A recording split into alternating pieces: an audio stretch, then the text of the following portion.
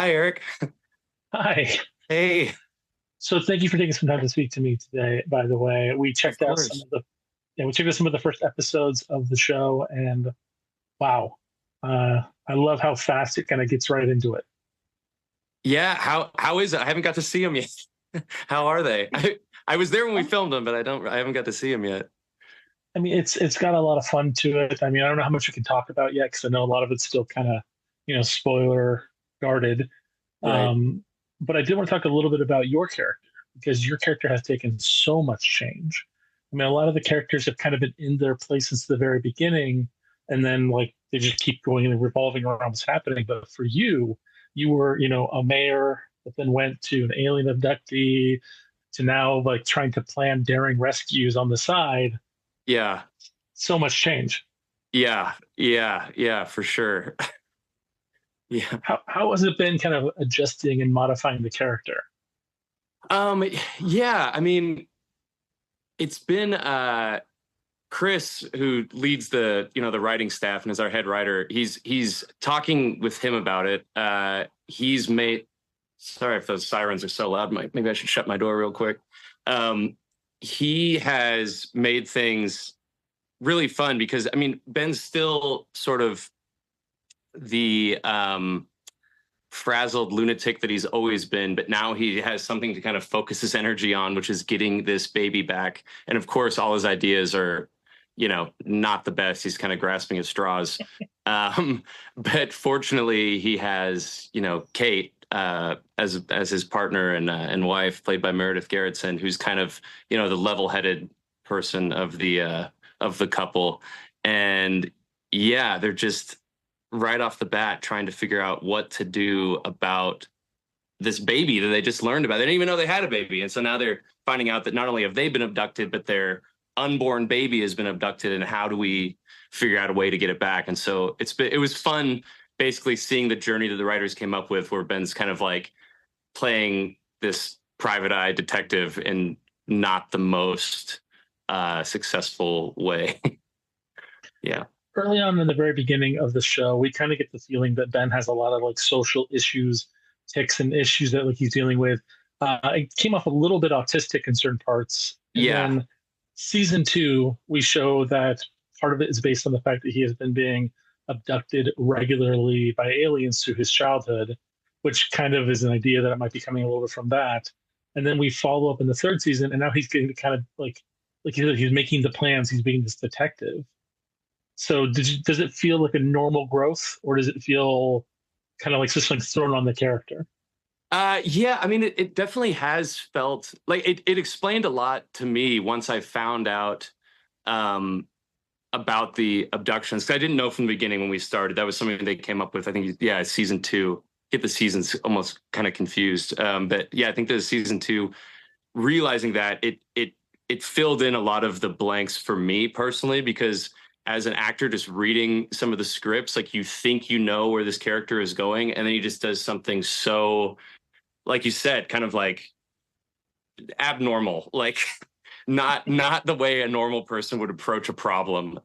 So it definitely filled in a lot of the gaps for me just as an actor, and talking to Chris about it and being able to lean into that was kind of fun. That yeah, he's basically, been this lab rat and experienced all this trauma for his entire adult life, and so it reflects onto his kind of daily interactions with people and just the way he processes stressful situations, or yeah, it just goes about his daily life. So yeah, Another it has felt like a bit of an arc. And then the baby thing for this season again just felt like it kind of helped sort of hone it in on like what was most important to him, because before it was being a mayor and worrying about the resort and all this kind of stuff, but having something where you can really uh care about and focus on, which is this, your child. I mean, what's more important than that? Have what gave me, I feel like, more of a foundation than maybe I felt like I had in other seasons.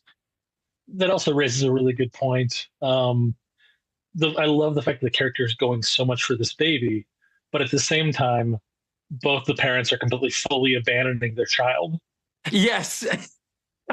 Max, played by Judah, who's amazing in it. Like, Yeah. there's just so many long running jokes about like we're gonna get this baby back, and then Max walks to the back of the scene and it's like, oh yeah, we have another kid. Oh yeah, yeah. Where have you been? He's like, I was gone. Didn't you notice? We're like, oh, not really. Like, I've yeah, been gone for like 4 days. yeah. Totally. It's a. I love how well you kind of deadpan play those giant switches.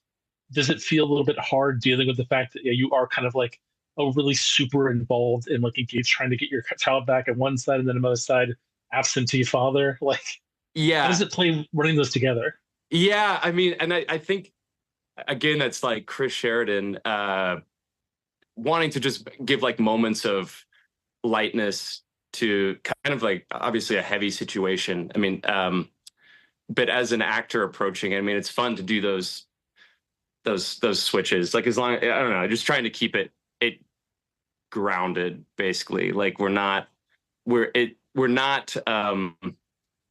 I think there's a line actually in one of the episodes where it's like we're not going to win the award of Parent of the Year or anything like that. You know, we're still very much flawed individuals and like not the best parents.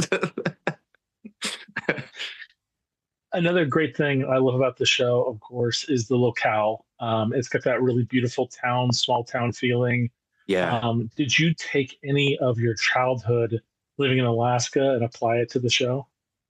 Yeah, I mean it's definitely reminiscent of the town that I grew up in of Juneau. Yeah, I mean the town I'm from is only 30,000 people. I don't know what Patience is supposed to be, but I know it's small like that. So there are a lot of similarities. Yeah, and just also the characters like that pop up. I'm like, oh, I know that guy from like my hometown. I think it's not like Chris consulted me or anything like that, but it definitely it feels familiar and authentic and accurate to the place that I grew up for sure. Yeah. Does it ever leave you feeling a little homesick? Oh, for sure. Yeah. Oh, yeah, for sure. When we were filming the second season, we were gone for 9 months, and it was kind of like right when COVID was coming around and ramping up, but we were still allowed to go back to work, and so, but we couldn't leave. We couldn't. It was hard to, get out of Canada and come back in. It was just everything was kind of strict with mandates and stuff. So yeah, it was super homesick. But fortunately, by that point, we had kind of all become like our own little nuclear family on the set, and so we had each other to hang out with. And um, but yeah, for sure. Well, awesome. Thank you so much for your time and answering these questions. I can't wait to see more of the season, and hopefully, you get a little bit more of an active hands-on role with the aliens. Everyone else seems to be getting it. Yeah, I hope so too. Let's see what happens. Eric, thank you very much for Thank you. the Of time. course. Thanks. Thank you.